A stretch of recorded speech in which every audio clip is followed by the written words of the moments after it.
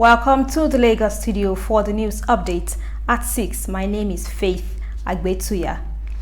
Less than 24 hours after the NBC suspended the operating license of Dar Communications PLC, the owners of Africa Independent Television AIT and Ray Power FM, a federal high court sitting in Abuja has ordered the reopening of the stations, which was shut down by the federal government on Thursday.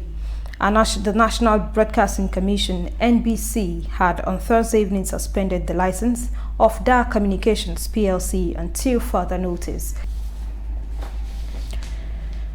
Socio-Economic Rights and Accountability Project (SERAP) has urged President Muhammadu Buhari to prevail on the National Broadcasting Commission (NBC) to immediately end the suspension of the African Independent Television (AIT) and Ray Power FM, and to strengthen the independence of the NBC. NBC, in a statement, accused AIT Ray Power on embarking on use of inflammatory, divisive, inciting broadcast and media propaganda against the government, and failing to meet financial obligations to the regulatory authority. But SERAP, in a statement today by its Deputy Director, Kolawole Oluwadare, said the grounds are so subjective that if allowed to stand would seriously undermine freedom of expression, media freedom, and access to information in the country. The statement read that suspension amounts to unnecessary interference with freedom of expression and media freedom in the country. Justice Okon Abang of the Federal High Court has ordered the Independent National Electoral Commission (INEC) to issue Rochas Okorocha a certificate of return. The court ruled that the decision to deprive Okorocha of the certificate was lawless. Abang held that any person declared as winner by the returning officer remains a winner until petitioners succeed in obtaining the declaration at the election tribunal. The court further ruled that Okorocha had no business being the originator of the petition at the election tribunal. The electoral body, which has said it refused to give Okorocha certificate of return after the returning officer for Imo West Senatorial District said he was compelled to declare Okorocha winner. The Federal Airport Authority of Nigeria today said it would close the Murtala Mohammed International Airport, Apron Gate 1 and some sections of Taxiway F to human and vehicular traffic for 6 weeks. This closure, according to the agency, is to enable the contractor handling the construction of the new terminal to link the proposed apron under construction to the existing one. The closure, which became effective today, is expected to cause traffic around the airport, but General Manager Corporate Affairs of FAN Orienta Yakubu said that the agency had developed and deployed specific procedures for vehicular movement, and officers of the Aviation Security Department had been mobilized to ensure compliance.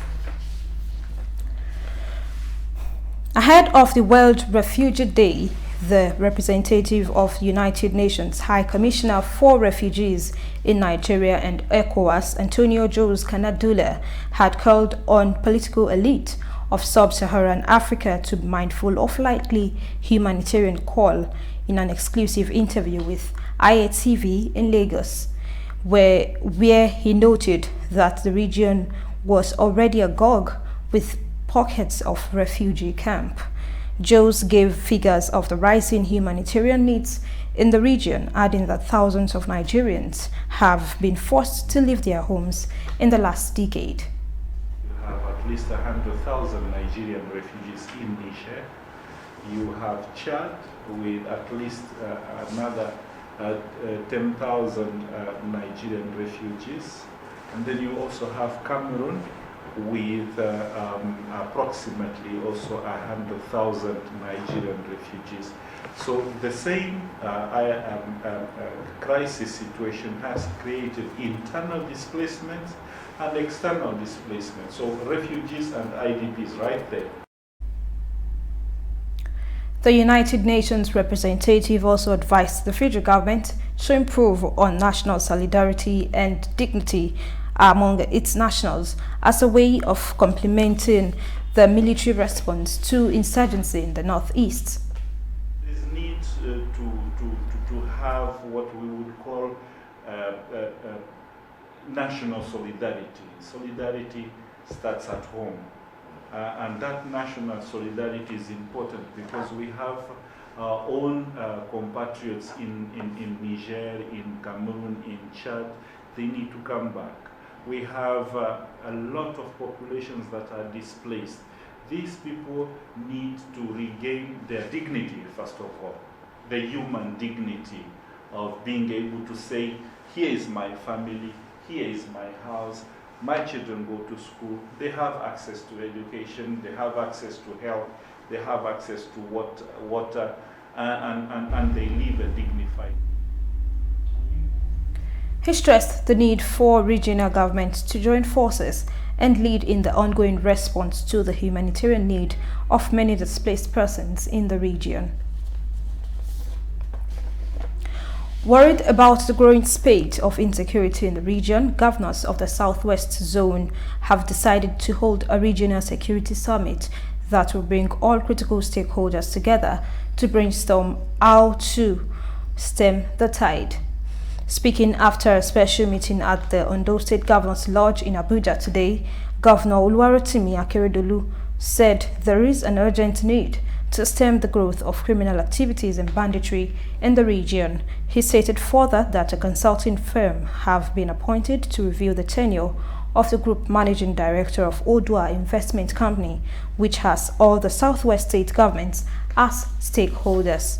The meeting, which was attended by the Lagos State Governor Babajide Sanwo-Olu, Ondo State Governor Rotimi Akeredolu, Ikesa State Governor Dr. Kayode Fayemi, Oyo State Governor Seyi Makinde, and Osun State Governor Gboyega Oyetola unanimously adopted Akeredolu as the chairman of the Southwest Governors Forum.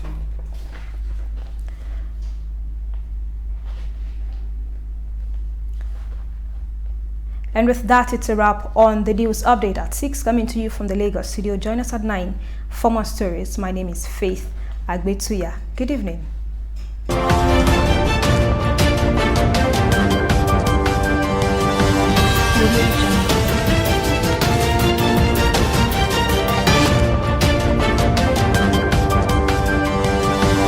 Jungle.